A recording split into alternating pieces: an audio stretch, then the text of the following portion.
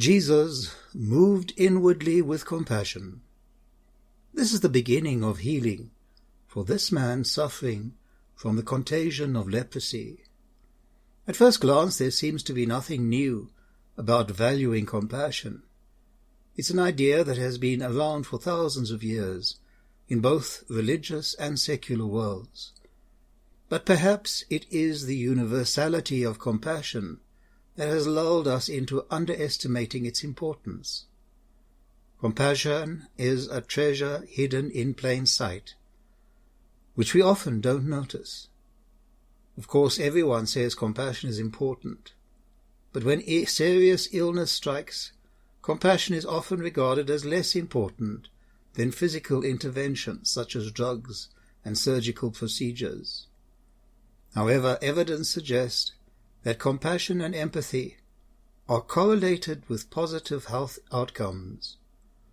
We are learning that they should not be regarded as optional medical care, but as fundamental factors that promote recovery from illness. Father Larry Dossey. All around us, in our families, in our communities, in our church, in our country, and around the world, people are suffering from a new contagion. How do we bring compassion and healing to so many when fear has robbed us of energy and empathy leaves us feeling drained?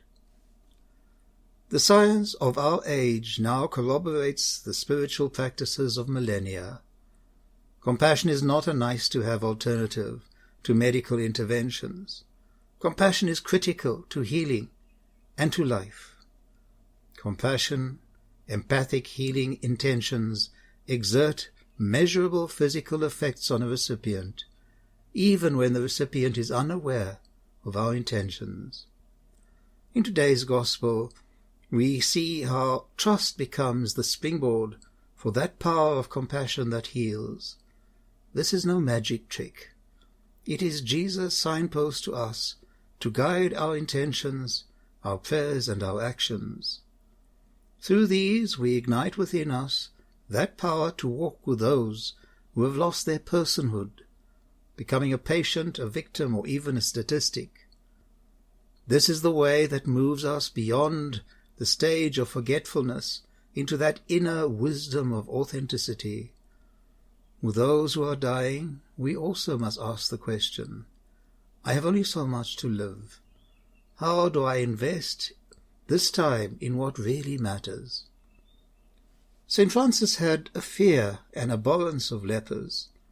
One day, however, he met a man afflicted with leprosy while riding his horse near Assisi.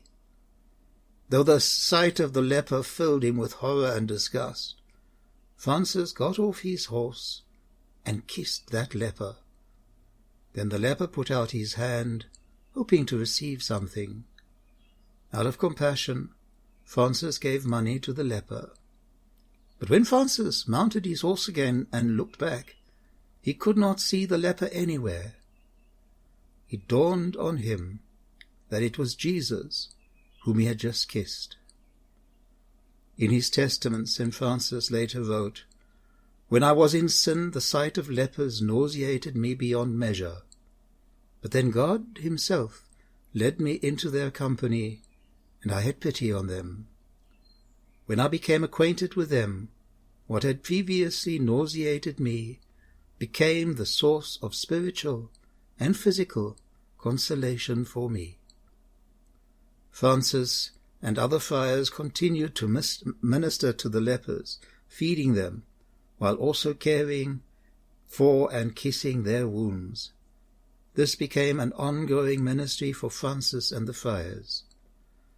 There are many ways today that we can assist those whom society rejects, those with mental illness, or those who just don't fit in because of their lifestyle, orientation, or religion. In the spirit of St. Francis of Assisi, we can kiss and wash their wounds. We can offer them comfort and compassion. When we touch that bedrock of inner wisdom of authenticity, it is love that replaces fear.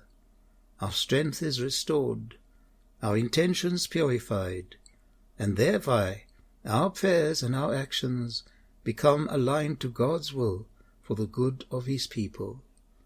The Lord grant you peace.